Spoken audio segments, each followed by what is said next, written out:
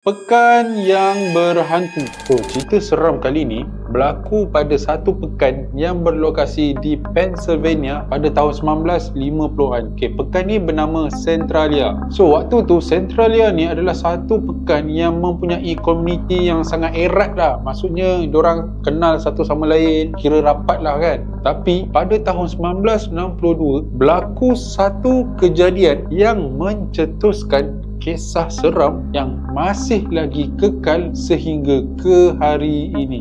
Basically semuanya ni berlaku apabila pihak bandar membuat keputusan untuk membakar timbunan sampah di tapak pelupusan sampah. Apa yang berlaku adalah apabila api itu mula tidak terkawal dan menyebar melalui lapisan arang batu yang berada di bawah tanah pekan itu. Kebakaran itu tidak dapat dipadamkan dan terus membara sehingga kini.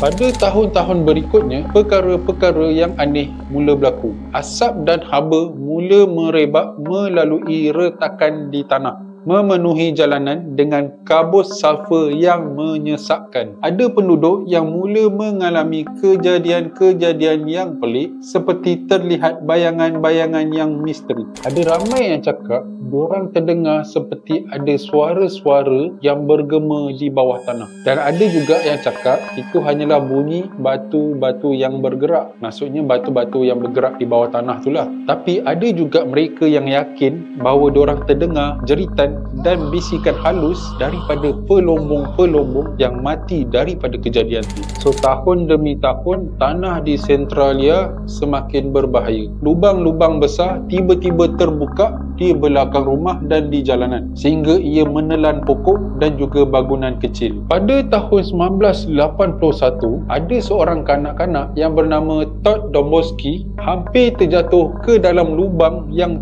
tiba-tiba terbuka di belakang rumahnya. Sepupunya sempat tarik Todd keluar daripada lubang tersebut sebelum ia dihirup oleh asap beracun dan panas yang keluar daripada lubang itu. Insiden ini mengejutkan seluruh penduduk Centralia sehinggakan pihak berkuasa mula memindahkan semua penduduk Centralia keluar daripada pekan itu. Menjelang 1990-an, pekan Centralia hampir menjadi pekan yang terbiar. Pada hari ini, hanya beberapa orang sahaja yang masih lagi kekal di tempat itu, walaupun suasana pekan itu dalam keadaan yang sangat seram. Maksudnya ada jalan yang retak, asap yang keluar daripada tanah, bangunan yang ditinggalkan, rumah yang ditinggalkan. Tempat tu memang ada vibe-vibe yang seram lah. Kalau korang tahu macam mana pekan Silent Hill, lebih kurang tentulah tempat dia.